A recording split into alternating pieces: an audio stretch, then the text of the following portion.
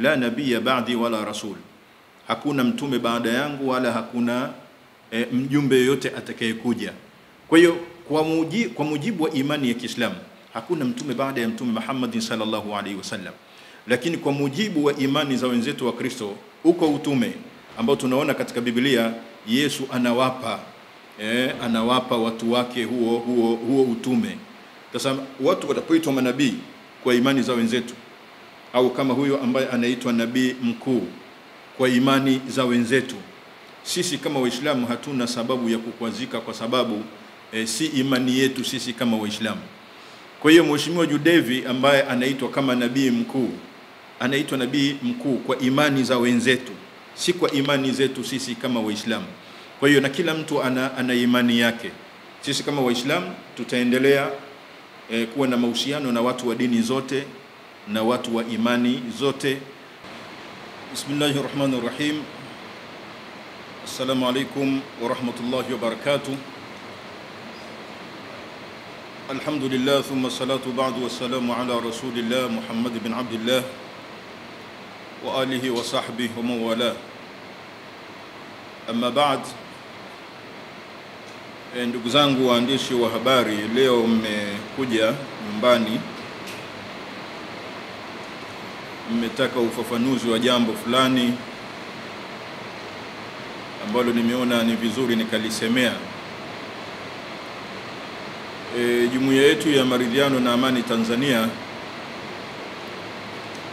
imekuwa na walezi kadhaa ambao tunawatambua kama walezi kwa mujibu wa katiba yetu, lakini pia tunaye mlezi Mheshimiwa Judevi ambaye ni maarufu katika mkoa wa Arusha na Tanzania kwa ujumla, ambaye anaitwa nabii mkuu. Sasa kuna baadhi ya watu wamenipigia simu nyingi wakitaka ufafanuzi juu ya unabii mkuu. Nikasema basi ni vizuri nilisemee jambo hili, kwa sababu jumuiya yetu ni jumuiya ya Maridhiano na Amani Tanzania, na ni jumuiya ambayo inaheshimu kila mmoja imani yake na dini yake. Na tunaposema au wanaposema au anapoitwa kuwa ni nabii mkuu, je, anaitwa kwa istilahi ipi? Istilahi yetu sisi Waislamu au istilahi yao ndugu zetu wa Kristo? Kwa sababu kila watu wana istilahi zao katika swala la unabii. Sisi kama Waislamu tuna istilahi zetu. Kuna nabii, kuna rasulun. Tunaposema nabii katika Uislamu ni mtu ambaye aliyepewa utume lakini hajakalifishwa ule ujumbe aliopewa kuufikisha kwa wengine, lakini ni mtume, kama vile Nabiullahi Adam alayhi salatu wasalam anaitwa Nabiullahi Adam, ni mtume wa Mwenyezi Mungu, lakini alichopewa hajalazimishwa akipeleke kwa wengine. Alafu kuna mwingine anaitwa rasulun. Rasulun ni mjumbe. Sasa rasulun ni yule ambaye amepewa utume akalazimishwa aufikishe huo ujumbe kwa wengine. Kwa hiyo kuna mwingine anaitwa nabiyun wa rasulun, yani mtume na ni mjumbe ambaye amekalifishwa kufikisha ujumbe huo. Sasa nilikuwa nataka niwaambie Waislamu kwamba sisi katika istilahi zetu na katika imani zetu kama Waislamu, la nabiyya ba'da Muhammadin, hakuna mtume baada ya mtume Muhammad sallallahu alaihi wasallam. Lakini tunaona wenzetu wa Kristo, tunawasikia siku zote kuna manabii, kuna mitume. Sasa ni vizuri tukasoma vizuri kwamba haya ambayo wenzetu wanajinasibisha nayo yapo katika vitabu vyao, hayapo kwenye vitabu vyetu. Sasa kama yako kwenye vitabu vyao, tunawaacha na vitabu vyao kwamba kuna manabii na mitume. Tukija kwetu katika Uislamu, hakuna mtume baada ya mtume Muhammad sallallahu alaihi wasallam. Kwa hiyo utaona kwamba ni sala tu la kufahamu mambo haya na kuheshimiana vizuri. Mfano katika Biblia tukisoma Waefeso 4 mstari wa 10, na Biblia yangu hapa wanaisoma kama wanavyosoma kina Mazinge na wengine, na mimi wanasoma Biblia sana. Sasa ukisoma katika Waefeso 4 mstari wa 11 inasema kuhusu Yesu, naye alitoa wengine kuwa mitume, na wengine kuwa manabii, na wengine kuwa wainjilisti, na wengine kuwa wachungaji na walimu. Hiyo ni Waefeso 4:11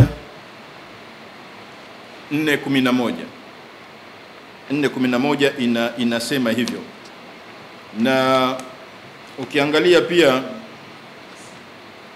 hiyo Waefeso 4 katika Biblia ya Kiarabu inasema, wa huwa a'ta al-ba'dha an yakunu rusulan wal ba'dha anbiya wal ba'dha mubashirin wal ba'dha du'atan wa muallimin.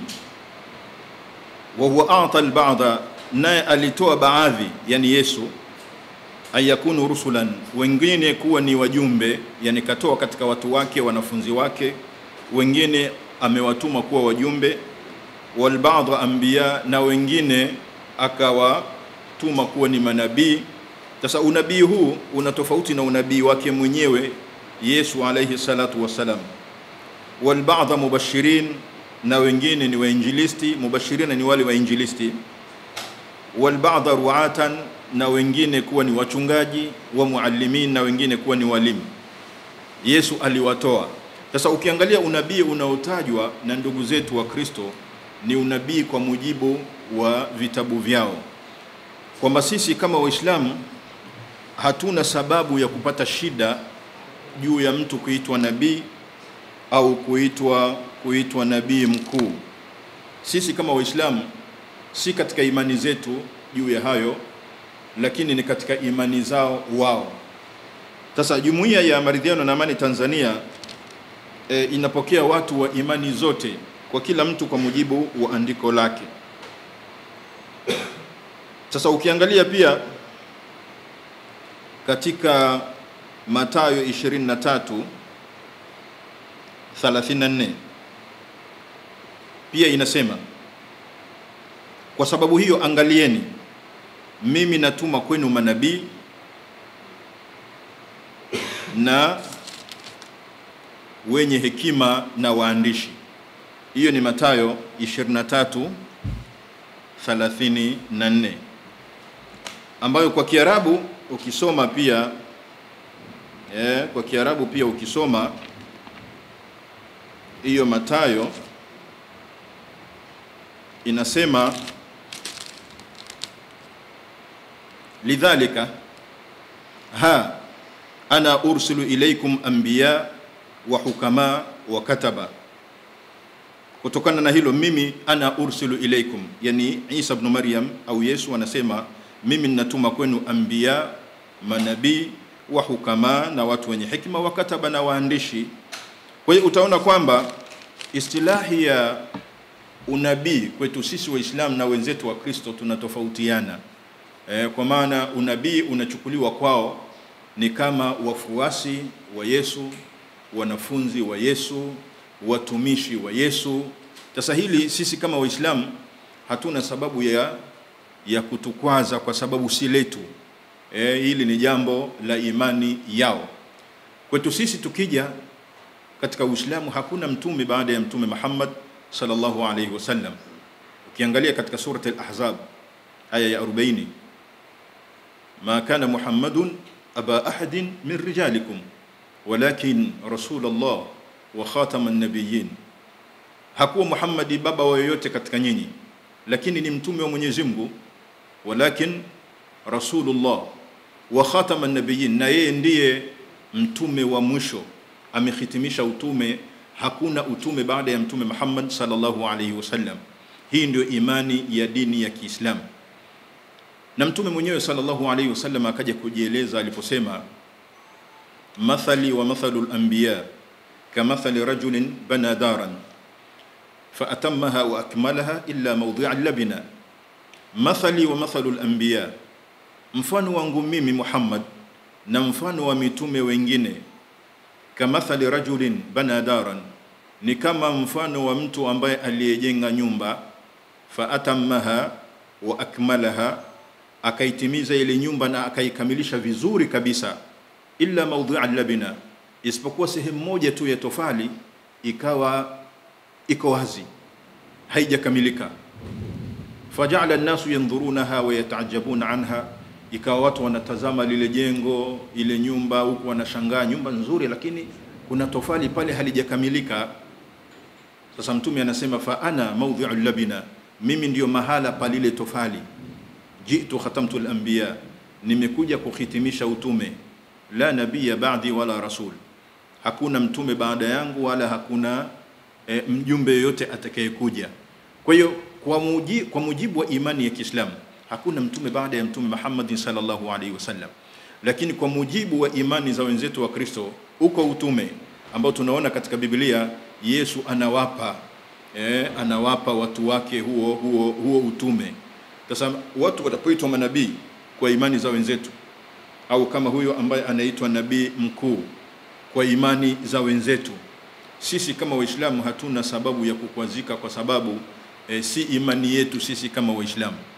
Kwa hiyo Mheshimiwa Judevi ambaye anaitwa kama nabii mkuu, anaitwa nabii mkuu kwa imani za wenzetu, si kwa imani zetu sisi kama Waislamu. Kwa hiyo na kila mtu ana imani yake. Sisi kama Waislamu tutaendelea kuwa na mahusiano na watu wa dini zote na watu wa imani zote, na kwa kadri ya mtu anavyojiita au anavyoitwa na kutambulika kwa nafasi yake, lakini kila mmoja atabaki na imani yake. Kwa Jumuiya ya Maridhiano na Amani Tanzania tuna watu wa madhehebu mbalimbali. Kuna mabudha mule, kuna watu pengine la dina lahum, hawana hata dini. Kuna watu wa namna mbalimbali, wengi tu, sijui Bahai, wengi tu, madhehebu mbalimbali. Lakini lengo letu si dini mseto, si kuwaleta pamoja katika ibada ya pamoja. Hakuna jambo hilo, hatutawaridhia na wala hawataturidhia juu ya jambo hilo. Walan tarda anka alyahudu wala nasara hatta tattabi'a millatahum, hawatawaridhia mayahudi wala manasara mpaka muweze kufuata mila yao. Kwa hiyo sisi hatuwezi kuwaridhia na wao hawawezi kuturidhia, kwa maana hakuna dini mseto hapo. Kila mtu ataabudu kwa namna yake, isipokuwa tunachofanya ni kuleta mahusiano ya kibinadamu, kuishi kwa pamoja, kupeana amani kwa pamoja. Na ndio maana tuna madaktari wa namna zote, wa Kristo, Waislamu, tuna walimu wa namna zote, wa Kristo na Waislamu. Wala uwezi ukasema kwamba nataka nisomeshwe na huyu Muislamu tu au Mkristo tu, au nitibiwe na Muislamu tu na Mkristo tu, au damu yangu huyo mgonjwa wangu atiwe damu ya Muislamu mwenzangu au ya Mkristo mwenzangu. La, mambo yale ya insania ambayo Uislamu umeelekeza ndiyo ambayo yanawaleta wanajaimati pamoja, ni mambo ya kibinadamu.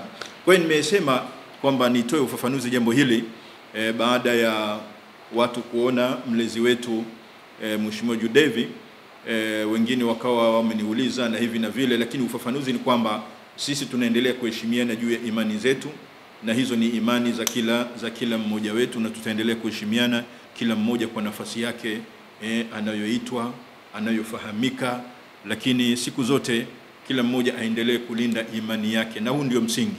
Kila mmoja aendelee kulinda imani yake, na kama unamhitaji mtu basi unampiga da'wa, unamhubiria, akikuelewa atakufuata.